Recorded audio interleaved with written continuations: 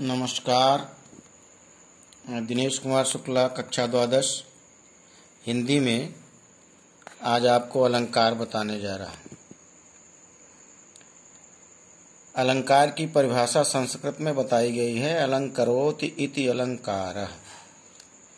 जो अलंकृत करता है उसे हम अलंकार कहते हैं। मनुष्य स्वभाव से ही सौंदर्य प्रेमी होता है। वह अपनी प्रत्येक वस्तु को सुंदर और सुसज्जित देखना चाहता है तथा अपनी बात को भी इस प्रकार कहना चाहता है कि सुनने वाले पर उसका स्थायी प्रभाव पड़े और वह चमत्कृत भी हो जाए। काव्य की शोभा वृद्धि करने वाले इन तत्वों को काव्य में वही स्थान है जो शरीर में आभूषणों को। अतः काव्य की शोभा बढ़ाने वाले तत्वों को अलंकार कहते हैं। यह दो प्रकार का होता है, शब्दालंकार और अर्थालंकार। जहाँ कवि शब्दों के माध्यम से चमत्कार उत्पन्न करता है वहाँ शब्दालंकार होता है। जहाँ अर्थों के माध्यम से चमत्कार उत्पन्न करता है वहाँ अर्थालंकार होता है। शब्दालंकार के तीन भेद होते हैं, अनुप्रास, यमक और श्लेष। अनुप्रास अलंकार। अनुप्रासे शब्द साम्यम, संस्कृत में इसकी परिभाषा बताई गई है।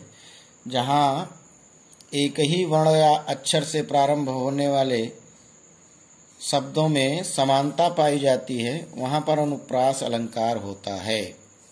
या यूं कहें, एक ही वर्ण या अक्षर से प्रारंभ होने वाले किसी भी पंक्ति में एक ही वर्ण या अक्षर बार बार आए, उसी वर्ण या अक्षर से प्रारंभ होने वाले शब्द बार बार आए तो वहाँ पर अनुप्रास अलंकार होता है।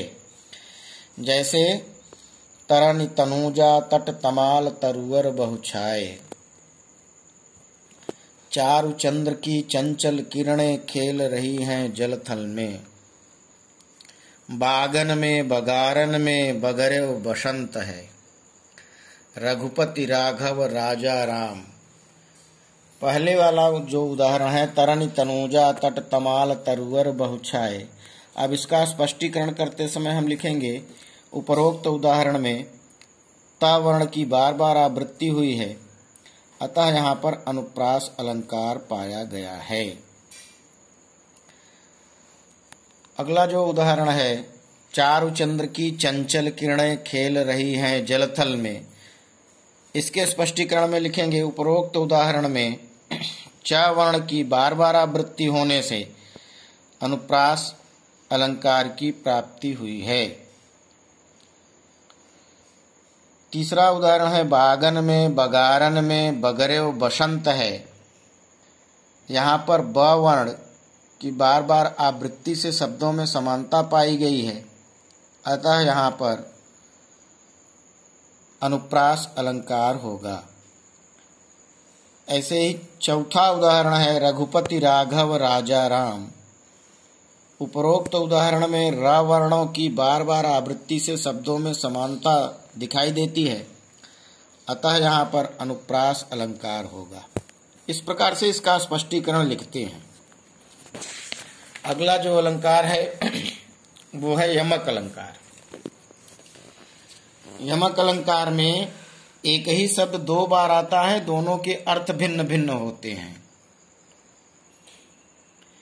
वहां पर यमक अलंकार पाया जाता है। एक ही शब्द दो बार आए, दोनों के अर्थ भिन्न भिन्न हों, वहां पर यमक अलंकार पाया जाता है।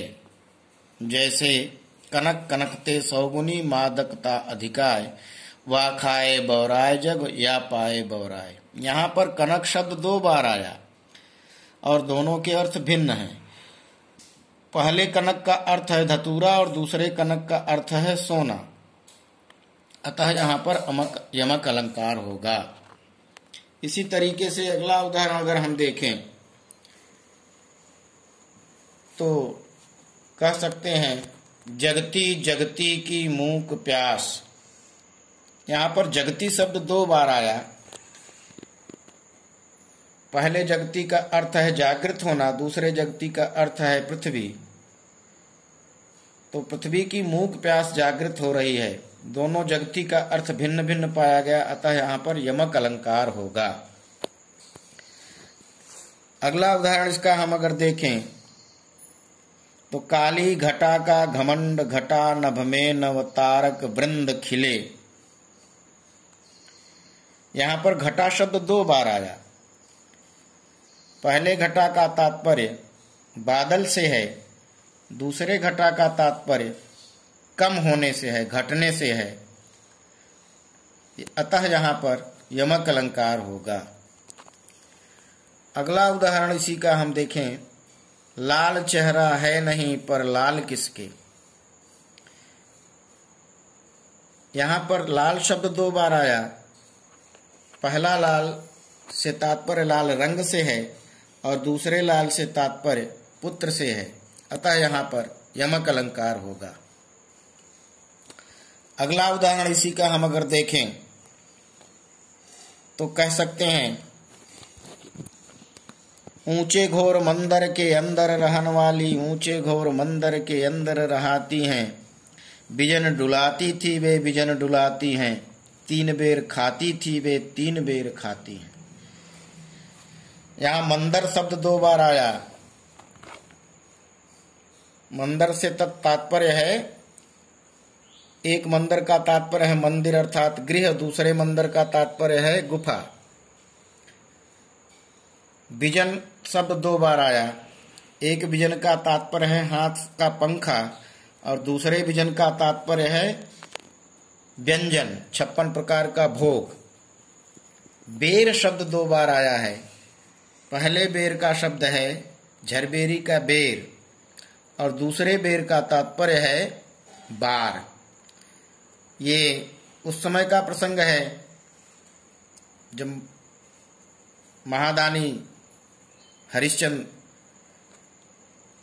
विश्वामित्र को गुरुदक्षिणा चुकाने के लिए स्वयं को और अपनी पत्नी को बेच दिया था। तो उनकी पत्नी के बारे में कवि ने लिखा है, ऊंचे घोर मंदिर के अंदर रहने वाली। ऊंचे ऊंचे मंदिरों में रहने वाली, भवनों में रहने वाली आज गुफाओं में वास कर रही हैं। बिजन डुलाती थी, जब वे अयोध्या की पटरानी थी तो 56 प्रकार का भोग बनाती थी और बिजन डुलाती हैं। और आज जब चेरी बन गई हैं तो वे हाथ का पंखा डुला रही हैं। 3 बेर खाती थी वे 3 बेर खाती हैं।